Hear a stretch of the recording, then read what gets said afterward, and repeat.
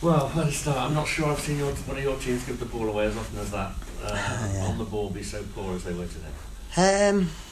Yeah, I think credit obviously to Shrewsbury in terms of, I think it was a spell. I think your perception, if you like, is probably built up over a couple of spells. One in the first half, one in the second half, where we gave 2 or 3 square ones away, and it always looks worse. I think that they play a very good formation in terms of particularly away from home, similar to the way Millwall played against us. Big strong boys in the middle of the goal, deep, and then narrow with their midfield 4, and then counter attack.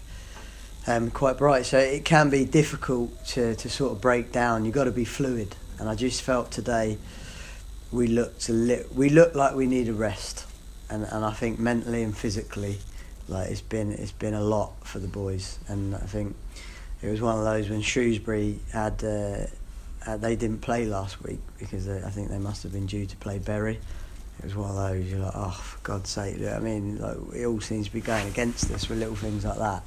And it gave them a good sort of 10 days to prepare, if you like, for what effectively is a very important mini cup final for them. So, yeah, look, was I happy? I'm happy that we're in the hat.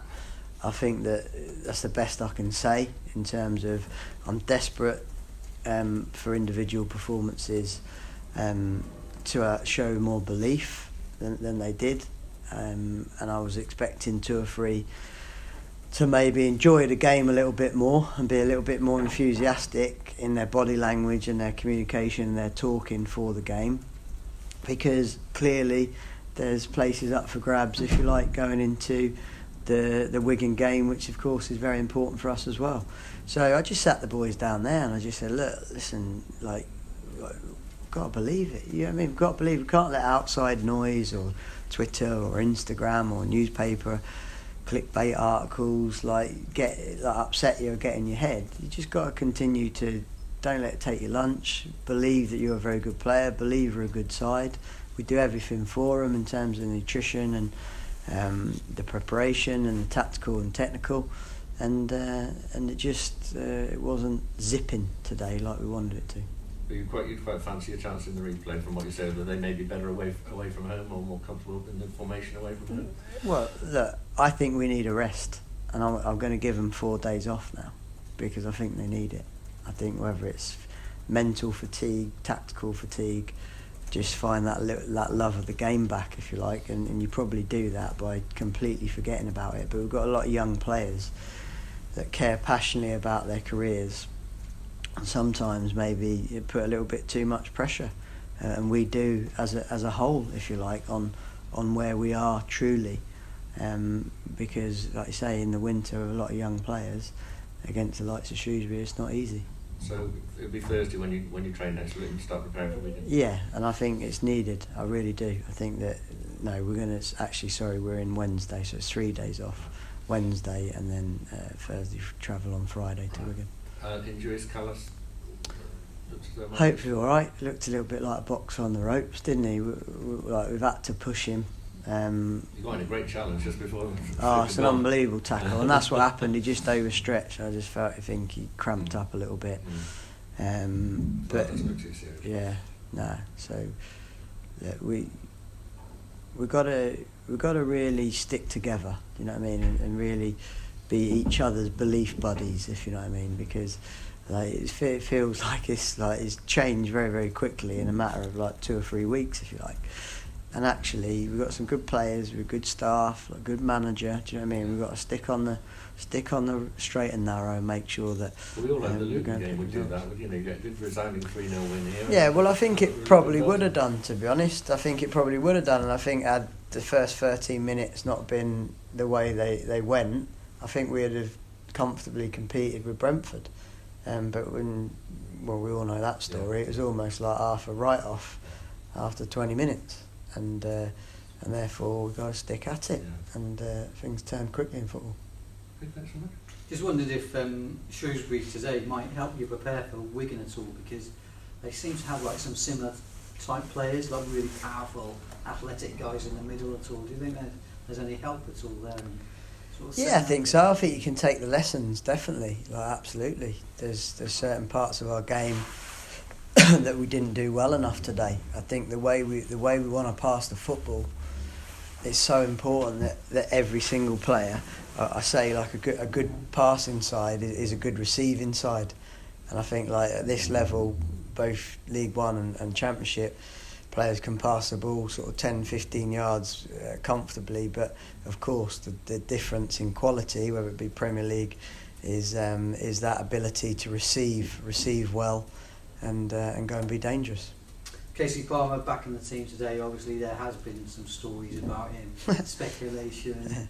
How do you see that, Lee? What's the truth from your side? It's really, really simple, is that everybody at Bristol City wants nothing but the best for Casey Palmer, without question of a doubt. He's a fantastic talent. He's definitely going through a cycle that a lot of young players do. Like we've talked about it before, where he hasn't got the sort of mothership to return to, and you've got to fight through what could be a lack of confidence. Or I thought he'd done well today. I thought he showed real signs, considering he hasn't played for a bit, and like his fitness is not a natural flyer, but I thought he gave it a go. I thought he received the ball well. He was strong on occasions, 2 or 3 slidey balls away from having a really sort of effective game in possession. So yeah, we want the best for Casey, and like, listen, he'll stay in. I know there's been rumour of him going out on loan. It's never an option for us.